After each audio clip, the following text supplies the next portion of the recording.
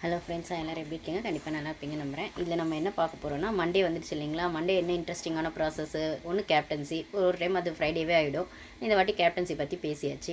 அதுக்கப்புறம் வந்து nomination process. So இந்த வாரம் நாமினேஷன் வந்து ஓப்பன் நாமினேஷன்னாலும் அது டிஃப்ரெண்ட்டாக இருந்ததுங்க. ஐ டு ஐ நாமினேஷன். அதாவது இதெல்லாம் தெலுங்கு பிக் பாஸில் அப்போல்லாம் நடக்கும். இது இது வரைக்கும் தமிழ் பிக் பாஸில் நடந்ததுதான் எனக்கு சரியாக ஞாபகம் இல்லை, நடந்த மாதிரி இல்லை. அதாவது முகத்துக்கு நேராகவே வந்து இதுதான் ரீசன் அப்படின்னு சொல்லணும் அப்படிங்கிற மாதிரி ஒரு விஷயம். இது ஓப்பன் நாமினேஷனில் கிட்டத்தட்ட இதே மாதிரி தான் ஹாலில் உட்கார வச்சு, பட் ஆனால் அது இன்னும் கொஞ்சம் டிஃப்ரெண்ட்டாக உங்களுக்கு பார்த்தா புரியும். ஸோ வந்து இது வந்து என்ன சொல்கிறது, அவங்க முன்னாடி என்ன குறை சொன்னாலும் அதை வந்து எதுவும் கம்முன்னு கேட்டுக்கணும், அவ்வளோதான். அது வந்து பிடிச்சதோ பிடிக்கலையோ அதுதான் ரீசன் அப்படின்னா அது அவ்வளோதான், அப்படி அக்செப்ட் பண்ணோம் அப்படிங்கிற மாதிரி. ஸோ முகத்துக்கு நேராக பேசும்போது அந்த ஐ டு ஐ கான்டாக்ட்டுங்கிறதுக்கு செம்ம பவர் இருக்குங்க. அதனால தான் வந்து போய் சொல்லணுன்னா என் கண்ணை பார்த்து சொல்லுன்னு 2 வாட்டிக்கு மேலே சொன்னால் 3வது வாட்டி அவங்களுக்கு போய் சொல்ல முடியாது அந்த கண்ணை பார்த்து.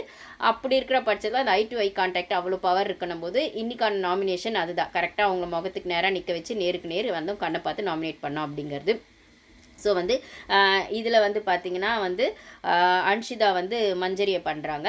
அதான் எப்பயுமே வந்து ஃபுல்லாக நெகட்டிவாக இருக்குது உங்ககிட்ட அப்படிங்கிற மாதிரி. இவங்க இன்னும் ரொம்ப பாசிட்டிவ் மாதிரி இன்னும் பின்னாடி உட்காந்து எவ்வளோ காசிப்பு எவ்வளோ பேசிகிட்டு இருக்காங்க. இவங்க ஜாக்லின் மேலே காட்டாத வன்மமா.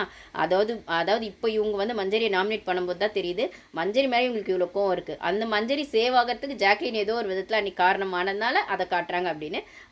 அதுக்கு முன்னாடி நம்ம சேனலுக்கு ஃபஸ்ட் டைம் வரவங்க சப்ஸ்கிரைப் பண்ணிவிடுங்க ஃப்ரெண்ட்ஸ். உங்களுக்கு பிடிச்சிருந்தால் லைக் பண்ணுங்கள், உங்களுக்கு பிடிச்சவங்களுக்கு ஷேர் பண்ணுங்கள், கமெண்ட்ஸ் பண்ணுங்கள். ஓகேங்களா? இப்போதான் கமெண்ட்ஸ்லாம் கொஞ்சம் கொஞ்சம் வர ஆரம்பிக்குது. ரொம்ப தேங்க்ஸ் கைஸ் உங்களோட சப்போர்ட். ஓகேங்களா? ஸோ ஓகே, அன்ஷிதா வந்து மஞ்சரியை பண்ணுறாங்க. அதுக்கப்புறம் வந்து ரயானையும் பண்ணுறாங்க இண்டிவிஜுவல் கேம் இல்லை. அதாவது அவர் அந்த கோவா கேங்கில் இருக்காருங்களா, அதை மீன் பண்ணுறாங்க அன்ஷிதா. ஸோ வந்து என்ன சொல்கிறது, ஜாக்லின் கூட சௌந்தர்யா கூட யார் சேர்ந்தாலுமே அது அன்ஷிதாக்கு பிடிக்காது அப்படிங்கும்போது, முக்கியமாக ஜாக்லினை பிடிக்காதுன்னு போது சௌந்தர்யா தனி கேம் ஆடலாம். அப்புறம் அங்கே சப்போர்ட்டிவாக இருக்க ரயானையும் பிரித்து விட்டுருணும். அதுக்கப்புறம் ஜெஃப்ரி இப்போ கேப்டனாகவும் ஜெஃப்ரி கிட்ட ஆல்ரெடி இவங்களுக்கு ஒரு பாண்டிங் இருக்குது அக்கா தம்பின்னு. ஸோ அது எதாவது ஒன்று பேச்சப் அப்புறம் பண்ணிக்கலாம். ஆனால் இப்போதைக்கு மெயினாக வந்து சௌந்தர்யாவும் ரயானும் ஜாக்லின் கிட்ட வந்து ஸ்பிட் பண்ணணுன்றது தான் இவங்க மோட்டிவேஷன். ஓகேங்களா? அதனால் வந்து அதை பண்ணிருக்காங்க அந்த ஒரு இதில். அதுக்கப்புறம் வந்து அருண் பார்த்திங்கன்னா மஞ்சரியும் முத்துவும் பண்ணார். அருண் முத்துவை பண்ணலனா தான் ஆச்சரியம், அதை பண்ணார். அதுக்கப்புறம் மஞ்சரியை பண்ணிட்டார். மஞ்சரி வேறு தீபக்கை கேள்வி கேட்டாங்க. அருண் அன்னைக்கு பாய்ஸ் டீம் ஃபுல்லுத்தையும் மஞ்சரி டார்கெட் பண்ணிட்டாங்க. தீபக்கு, அருண், அதுக்கப்புறம் வந்து அங்கே வேலை செய்கிறது வந்து முத்துவா வச்சு அவங்க வந்து மஞ்சரியை வந்து அந்த விஷயத்தை ஆரம்பித்தாங்க. இதில் முத்துவுமே அதை மஞ்சரிக்கு அங்கே சப்போர்ட் பண்ணாரான்னு பார்த்தா அவர் தான் டபுள் கேம் ஆடிட்டுருக்காரு. மஞ்சரி முன்னாடி ஒன்று சொல்லுவார், அப்புறம் பின்னாடி போய் ஒன்று சொல்லுவார். தீபக் கிட்டே இப்பயும் போய் ஒன்று ஏதோ சொல்லியிருக்காரு மஞ்சரி பற்றி. ஸோ வந்து இப்பயுமே முத்து வந்து பாய்ஸ் டீமுக்கு மட்டும்தான் ஆடுற மாதிரி எனக்கு இருக்குது. இப்போ டீமே கிடையாது, அப்புறம் முத்து இன்னும் நீங்கள் பாய்ஸ் டீமுக்கே ஆடிட்டு இருக்கீங்க? நீங்கள் இண்டிவிஜுவல் கேம் ப்ளே பண்ணணும். அப்படி இருக்கும்போது நீங்கள் கேர்ள்ஸ் மட்டும் தான் நாமினேட் பண்ணுறீங்க. கேர்ள்ஸ் கூட தான் வந்து கேர்ள்ஸை தான் வந்து என்ன சொல்கிறது அட்ராக்ட் பண்ணுற அந்த மோடுக்கு போகிறீங்க. கேர்ள்ஸ் கிட்ட முன்னாடி ஒன்று பேசுகிறீங்க, பின்னாடி ஒன்று பேசுகிறீங்க. ஆனால் உங்கள் பின்னாடியே இருக்க ஒரு சிலர் வந்து பாய்ஸ் தெரியுது உங்களுக்கு நல்லா, உங்களுக்கு எதிராக அவங்க கேம் ஆடுறாங்க, உங்களை தான் பிளான் பண்ணுறாங்கன்னு. ஆனால் அவங்க எதுக்கு நீங்கள் கொஸ்டினும் கேட்கறதில்ல, அவங்கள நாமினேட்டும் பண்ணுறதில்ல, அவங்களுக்கான விஷயத்த நீங்கள் எடுத்து வச்சு அட்ரஸ் பண்ணுறதும் இல்லை. அதுதான் எனக்கு முத்து மேலே இருக்கிற கோவம். பார்க்கலாம் இதுக்கு மேலே கேம் வரும். அடுத்த வாரம் கேம் எதாவது மாற்றுவார ஸ்ட்ராட்டஜி அப்படிங்கிறத பார்க்கலாம். ஐ மீன் இந்த வாரம். ஓகேங்களா? ஸோ இந்த இடத்துல அருண் வந்து ஆஸ் யூஷுவல் முத்துவை பண்ணார், முத்து மேனிப்புலேட்டர்னு. அப்புறம் மஞ்சரி வந்து நீங்கள் உங்ககிட்ட ஸ்போர்ட்ஸ்மேன்ஷிப் இல்லை, எத்திக்ஸ் இல்லை, நீங்கள் ப்ராப்ளம் க்ரியேட் பண்ணுற மாதிரியே இருக்கீங்க அப்படிங்கிற மாதிரி.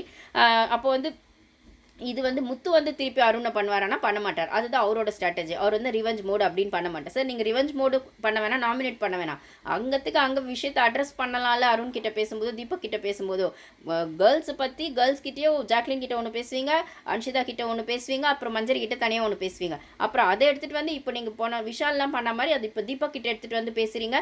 இல்லை உங்களுக்கு தேவைப்பட்டால் வந்து வேற யார் கூடயோ ஜாயிண்ட் பேசிக்கிட்டு அது பேசுகிறீங்க அப்படின்னும் போது நீங்கள் பாய்ஸ் டீமுக்குள்ளேயே இருந்து இன்னும் கேம் ஆடுறீங்களே தவிர இண்டிவிஜுவல் கேமாக நீங்கள் வந்து இப்போ வெளியில் தெரியல. ஐ மீன் அப்போ டீமுக்குள்ளே இருந்து நீங்கள் ஆடினதை விடவும் இப்போ இண்டிவிஜுவல் கேமில் நீங்கள் ரொம்பவே டவுனாக தான் இருக்கீங்க முத்து. ஓகேங்களா? நீங்கள் உங்கள் கேம் ஸ்ட்ராட்டஜியை மாற்றினா தான் நீங்கள் ஸ்ட்ராங் பிளேயர்ஸாக கொஞ்சம் வந்து ஸ்ட்ராங்காக நின்று முன்னாடி நின்று இப்போ நீங்கள் வந்து பிஹைண்ட் த சீன்ஸ் வந்து கேம் ப்ளே பண்ணுறீங்கன்ற மாதிரி தான் எனக்கு தோணுது. ஸோ வந்து இப்போயுமே நீங்கள் முத்து பார்த்தீங்கன்னா பவித்ரா வந்து சொல்கிறாரு. பவித்ரா ரொம்ப நாளாக அவர் தான் பண்ணிகிட்ருக்காரு, நிறைய நாளாக. ஓகே, பவித்ராவுக்கு வந்து அந்த கேம் ப்ளே வந்து அவங்க சேஃப் கேம் ஆடுறாங்க, எல்லாம் ஓகே தான். அதுக்குன்னு உங்கள் பாய்ஸ் டீமில் யாருமே சேஃப் கேம் ஆடலையா? விஷால் ஆடலையா? தீபக் ஆடலையா? சத்யா ஆடலையா? அங்கெல்லாம் நீங்கள் ஏன் போக மாட்டீங்க? அதுதான் என்னோட கேள்வி. அப்புறம் ரயான் தீபக்லாம் இந்த வாரம் நாமினேஷன்லேயே வரவே இல்லைங்க. பாய்ஸ் டீம் ஃபுல்லாக சேஃபாக இருக்கிற மாதிரி தான் இருக்குது, இல்லை பாய்ஸ் டீம் ஃபுல்லாக சேர்ந்து சேஃப் பண்ண மாதிரி தான் இருக்குது தீபக். ஓகேங்களா? இதை வந்து சொல்லி வேற வந்து சொல்லியிருக்காரு முத்து. இந்த வாரம் பாருங்கன்னா நீங்கள் நாமினேஷன்லேயே வரமாட்டீங்க, ஆனால் என்ன எல்லாரும் நாமினேட் பண்ணுவாங்கன்னு. அதுதான் நடந்தும் இருக்குது.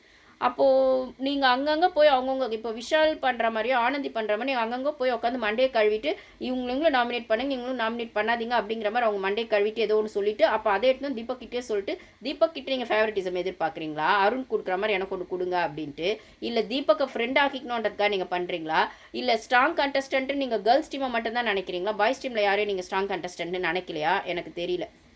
ஸோ வந்து பவித்ராவை தான் நிறைய வாட்டி பண்ணியிருக்காரு, இப்போ பவித்ராவை தான் பண்ணார், அவங்க இன்னும் ஓப்பன் அப்பாங்கன்னு. அப்புறம் ரயானை பண்ணுறார். ரயான் வந்து ஆப்வியஸாக கோவா கேங்கில் இருக்கிறதுனால ரயானை பண்ண இன்னொன்று கேமே ஸ்டார்ட் ஆகலை அப்படிங்கிற பட்சத்தில் இங்கேயுமே வந்து அவர் கூட இருக்க அந்த பாய்ஸ் அவங்கள பண்ணல, ஜாக்லின் கூட இருக்க ரயான் தான். ஆப்வியஸாக இது ஜாக்லின்கான அட்டாக்காக தான் நான் பார்க்குறேன். ரயானை பண்ணும்போது எல்லாரும் ரயான் சொல்லும்போது அது ரயானுக்கான ஸ்பெசிஃபிக் கேமாக தெரியல, ஜாக்லின் ரயான் ஸ்ப்ளிட் பண்ணி ஒரு கேம் ஆடணும் அப்படிங்கிற மாதிரி தான். அப்போ அருண் விஷாலையும் நீங்கள் பண்ணணும்ல, அப்போ சத்யா அருணையும் நீங்கள் பண்ணணும்ல, இல்லை விஷால் சத்யாவையும் பண்ணோம்ல, அங்கெல்லாம் ஏன் போக மாட்டேறீங்கன்னு எனக்கு புரியல. இங்கே இந்த கோவா கேங் மட்டும் ஏன் எல்லார் கண்ணையும் உறுத்துதுன்னு எனக்கு தெரியல.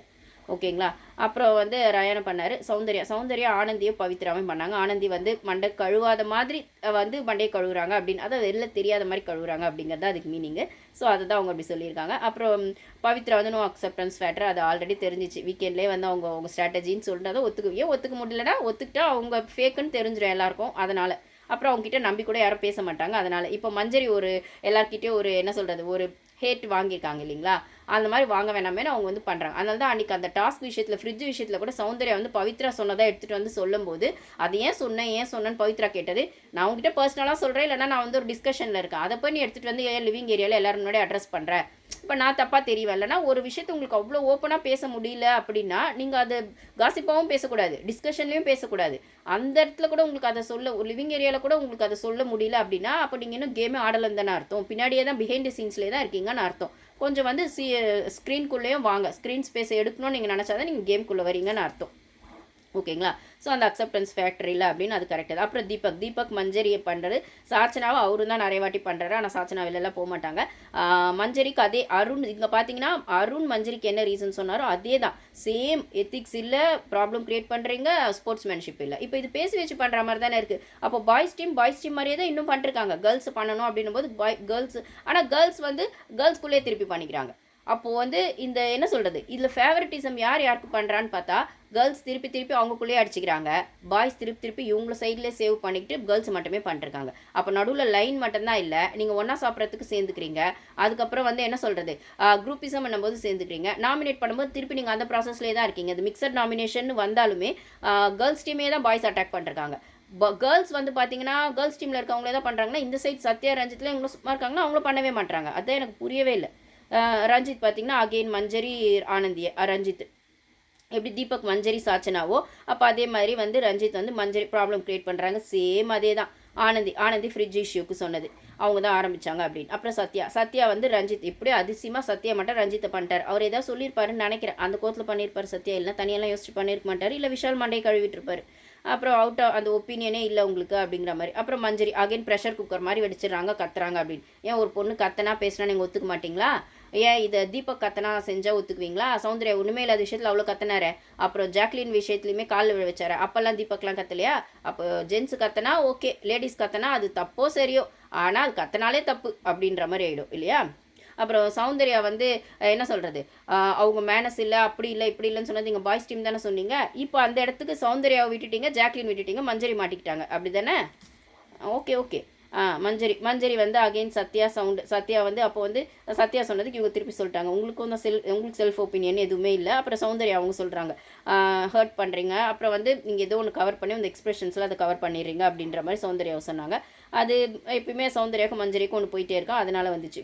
விஷால் வந்து விஷாலும் அருணும் முத்துவை சொல்லாமல் இருந்தால் தான் அதிசயம் சொன்னாங்க. அப்புறம் ஆனந்தி அகெயின் அப்போ அருணும் விஷாலும் முத்துவை சொல்கிறாங்கன்னா முத்து ஏன் திருப்பி அந்த அட்டாக்கை இங்கே கொடுக்க மாட்டாரு அப்படிங்கிறது ஒரு கேள்வி இருக்குது. இல்லை அட்லீஸ்ட் அவங்க விஷயம் வரும்போது அட்ரஸும் பண்ண மாட்டேங்க, நாமினேட் பண்ணுறது ஓகே உங்கள் பர்சனல், நீங்கள் இந்த இடத்துல அது வந்து உங்களை ரிவெஞ்ச் தெரியக்கூடாதுன்றது உங்கள் ஸ்ட்ராட்டஜியாக கூட இருக்கலாம். பட் ஆனால் நீங்கள் அட்ரஸ் பண்ண வேண்டிய இடத்துலையும் அட்ரஸ் பண்ண மாட்டீங்களே.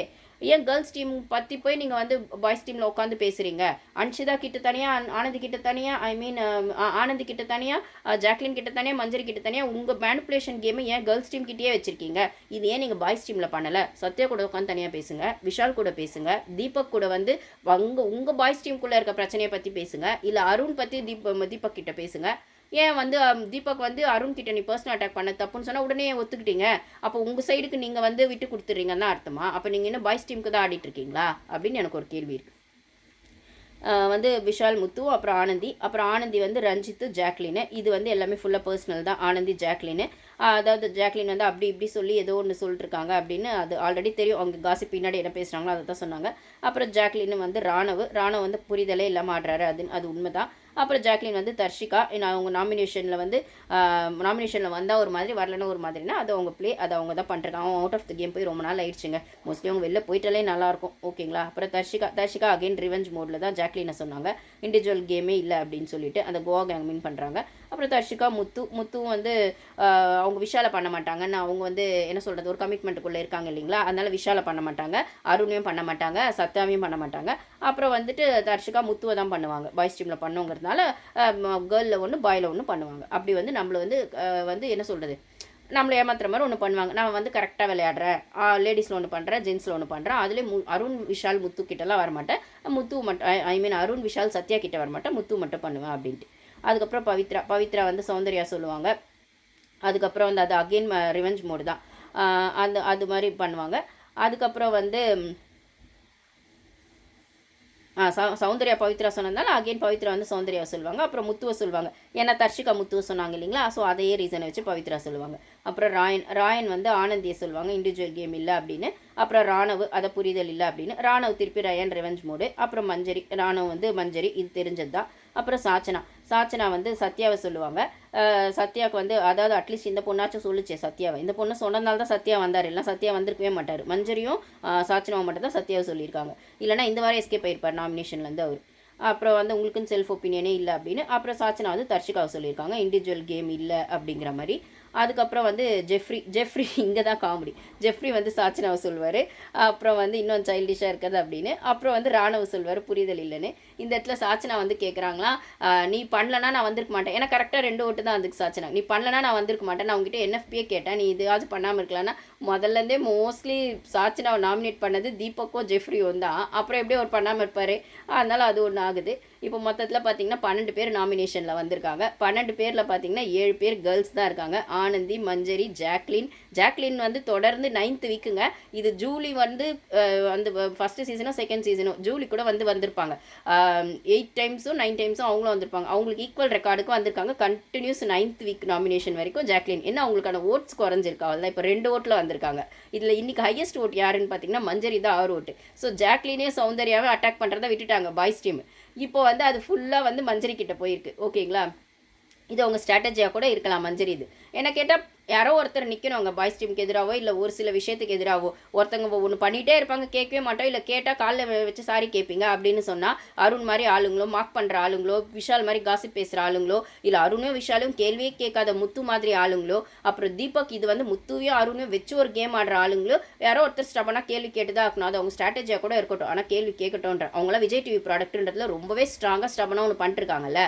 அப்போ வெளிலேருந்து வர யாரோ ஒருத்தவங்க அவங்க விஜய் டிவி ப்ராடக்டாக இல்லைனாலும் பரவாயில்ல. ஜாக்லினும் மேபி விஜய் டிவி ப்ராடக்ட்னால இப்போ தீபக் கூட அதே ஷேக் ஹேண்ட்ஸ் பண்ணிடலாம், இல்லைனா வந்துட்டு சரி எதுக்கு பிரச்சனை வேணாலும் தள்ளி போயிடலாம். பட் ஆனால் மஞ்சரி ஒன்று விஜய் டிவி ப்ராடக்ட் இல்லையே, அவங்களுக்கான ஸ்ட்ராட்டஜி வேறு மாதிரி ஆடட்டும், அவ்வளோதான். ஆனந்தி, மஞ்சரி, ஜாக்லின், தர்ஷிகா, பவித்ரா, அதுக்கப்புறம் பார்த்தீங்கன்னா சாச்சனா, இவங்கெல்லாம் கேர்ள்ஸ் டீம் வந்திருக்காங்களா. 12 பேர் வந்ததில் 7 பேர் கேர்ள்ஸு, 5 பேர் பாய்ஸ் வந்திருக்காங்க. இதில் மஞ்சரிக்கு 6 ஓட்டு, முத்துக்கு 4, ஆனந்திக்கு 4, ரயான் ராணவுக்கு 3, மற்றவங்களுக்குலாம் 2 கரெக்டாக வந்திருக்கு. பவித்ரா, சத்யா, தர்ஷிகா, சாச்சனா, ரஞ்சித் இவங்களுக்குலாம் 2 கரெக்டாக வந்திருக்கு. ஓகேங்களா? சரி பார்ப்போம். ஆனால் டேஞ்சர் ஜோனுன்னு போகிறது பார்த்தா சாச்சனா, ஆனந்தி அகைன் வருவாங்க, சத்யா, தர்ஷிகா வருவாங்க. பட் ஆனால் எப்படி சாச்சனா போக மாட்டாங்க. மற்றவங்களில் 2 பேராக ஒருத்தராக எவிக்ஷன் தெரியல, நம்ம பார்க்கலாம் கைஸ். ஸோ இப்படி தான் இந்த நாமினேஷன் ப்ராசஸ் ஆச்சு. இதில் முக்கியமாக பார்த்தா எனக்கு தெரிஞ்சு தீபக் வரல, விஷால் வரல. அதை தான் சொல்கிறேன், பாய்ஸ் டீமும் அந்த ஒரு ஃபேவரட்டிசம்குள்ளேயே தான் ஆடிட்டுருக்காங்க. இன்னும் கேர்ள்ஸ் டீம் வந்து அந்த கேர்ள்ஸ் டீமுக்குள்ளே இருக்க அந்த ரிவெஞ்சே இன்னும் கொஞ்சம் ஸ்ட்ராங்காக இப்போ எடுக்க ஆரம்பிச்சிட்டாங்க. ஆனால் பாய்ஸ் டீம் அவங்களுக்கான சேஃபர் சைட்லேயே பாய்ஸ் டீம் ஆளே குறையாத மாதிரி பாருங்களேன். தீபக்கில் நாமினேஷன்லேயே வரல. ஆக்சுவலி கேப்டன்ஷிப் வந்து அடுத்த வாரம் நாமினேஷனில் வந்துருவாங்கன்றது ஒரு ப்ராசஸ். ஏன்னா ஏதாவது ஒரு ப்ளஸ் மைனஸ் இருக்கும், அந்த ஃபீட்பேக் வச்சு வந்துருவாங்க. நீங்கள் தான் வந்து விழுந்து தீபக் கேப்டன்சி நல்லா இருந்துன்னு ஹோஸ்ட்டு சொன்ன வரைக்கும் அப்படியே தூக்கி வச்சுட்டிங்களா அவரை. அப்புறம் யார் பண்ண போகிறாங்க அவரை, தீபக்கை? அதை வந்து வேறு சொல்லி வேறு இருக்கார் முத்து. இந்த வாரம் பாருங்கள், நீங்கள் நாமினேஷன்லேயே வர மாட்டீங்கன்னா நீங்கள் தான் கேர்ள்ஸ் டீம் மண்டே கழுவி அவங்களுக்குள்ளேயே முட்டி மோதிக்க விட்டுறீங்களே. அவங்களும் வந்து பாய்ஸ் டீம் என்ன பண்ணுறாங்கன்னே புரியாமல் தர்ஷிகா மாதிரி ஆளுங்கள்லாம் வந்து அன்ஷிதா மாதிரி ஆளுங்க, ஆனந்தி மாதிரி ஆளுங்கள்லாம் அவங்களுக்குள்ளேயே முட்டிக்கிறாங்களே தவிர பாய்ஸ் டீமில் இருக்கிற என்ன சொல்கிறது அந்த ஒரு ஃபேவரட்டிசமை உடைக்கணும், அந்த குரூப்பிசமை உடைக்கணும், இல்லை அவங்களுமே நாமினேஷனில் கொண்டு வரணும்னு அவங்களுக்கு தோணவே மாட்டேது. இன்னுமே வந்து அந்த இண்டிவிஜுவல் கேம்குள்ளேயே வந்து வரவே இல்லை பாய்ஸ் டீமு. இவங்க வந்து ரிவெஞ்ச் மோட்லேயே இருக்கிறாங்க கேர்ள்ஸ் டீமு. என்ன சொல்கிறது தெரில. அப்படி பார்த்தா எனக்கு இந்த வாரம் நாமினேஷன் ப்ராசஸ் எனக்கு இல்லை. ஓப்பன் நாமினேஷனாகவே இருந்தாலும் இன்னும் கொஞ்சம் ஸ்ட்ராங்காக கொண்டு வந்திருக்கலாம். பட் ஆனால் கொண்டு வரல.